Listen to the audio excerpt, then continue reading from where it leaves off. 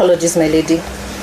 As you mentioned in paragraph 11, the body was found at the scene of crime, which is the accused person's and the deceased person's homestead. That this scene is still one under investigation.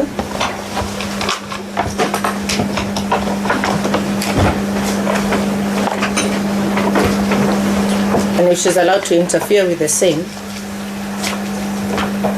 it will contaminate any samples or any material that we are in the process of recovering, rendering them useless for our trial. That we have already arraigned another person in connection with this offense, 65 of 2019.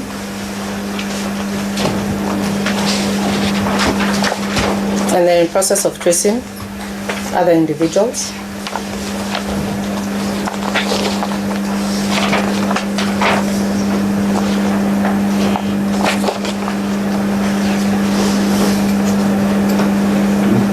That this site will also be subject to a court visit once trial begins, so that the court can get a perspective in the manner in which the deceased person was killed. My lady, we then go to relationship with potential witnesses. We've highlighted that in paragraph 22, in paragraph 19,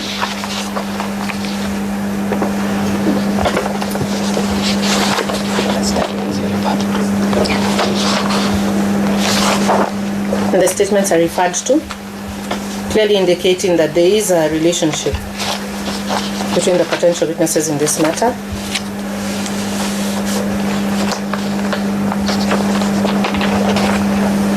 And a high likelihood of interference. My lady, the accused person has admitted that she is of no fixed abode. The scene is one of a crime scene, and releasing it will damage our case drastically, as it is still an ongoing investigation.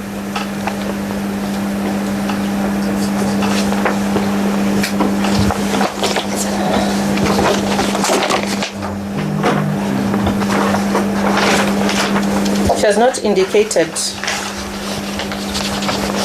in her affidavit or in the submissions by her lawyer if she has any alternative residence.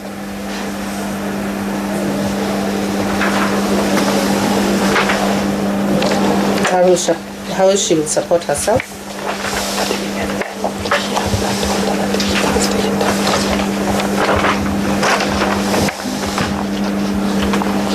And testimonials from persons. But this does not limit the other issues that we have raised. It's just a compounding factor.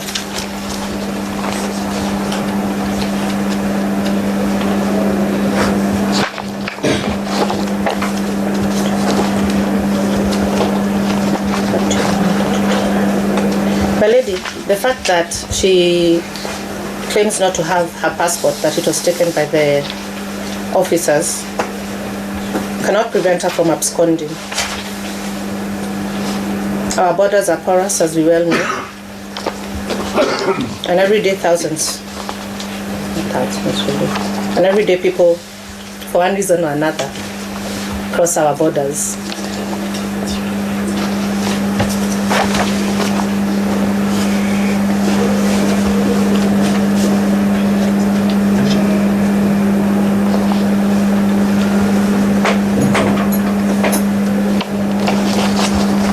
My lady,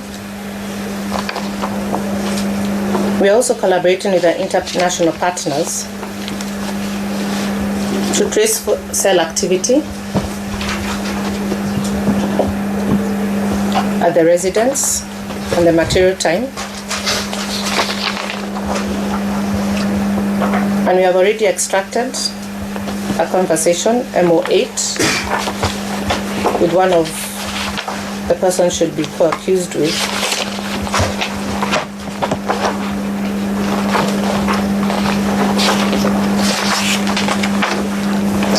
Indicating, I visited Sarah yesterday. Anajikaza.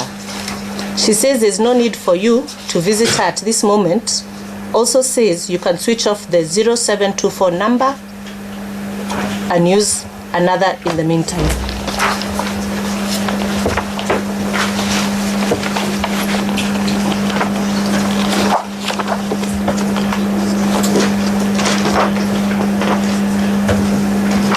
My lady, take into account the matters we've raised in our affidavit, the attachments that we have done.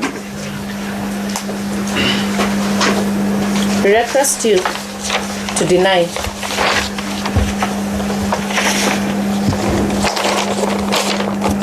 the bail application by the accused person.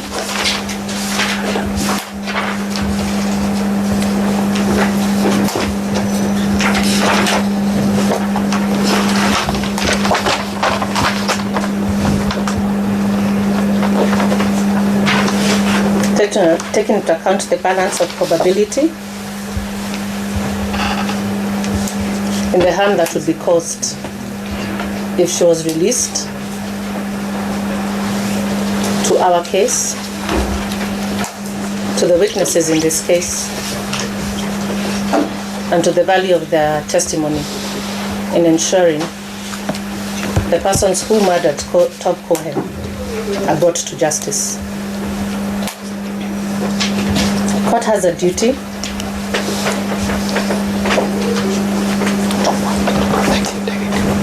to protect the integrity of trial, and we believe if she is released, his integrity will be damaged. My lady, I will not go into the issues brought up by the defense counsel on matrimonial property, trying to dispossess her, all those issues, because those are not really issues that we are taking into account in the criminal case. I'll only refer you to paragraph 35,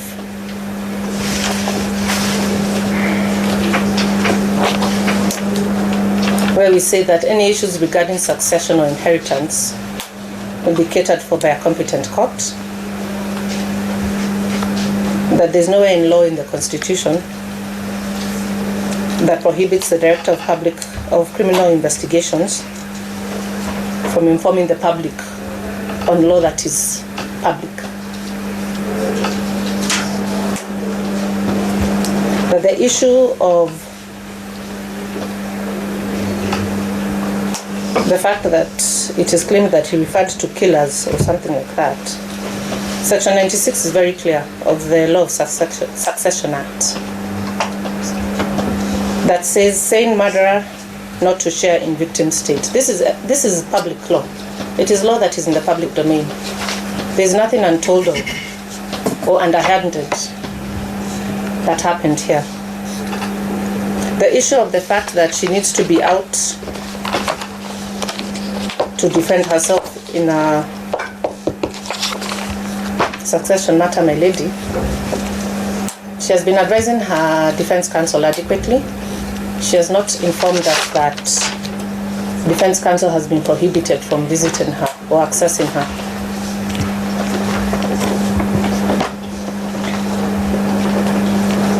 And it is not one of the factors that have been raised in our bail and bond policy that the court should consider. We are a court of law, we are a court of facts, and we believe that our submissions are adequate to deny the accused person to be granted bail or bond. Thank you, my lady.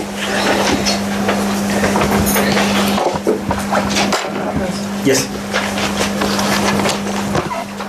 My lady, let me start by saying that when we are talking about a compelling reason, nothing is cast in stone. So compelling reason is what we shall be able to try to tell you so that it is so convincing so that you are able to act on it.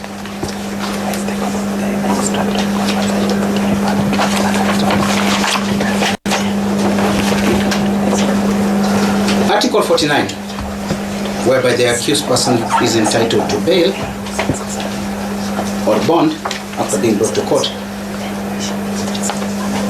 also has that rider that in case the accused person has to be held in custody, then the compelling reasons must be given.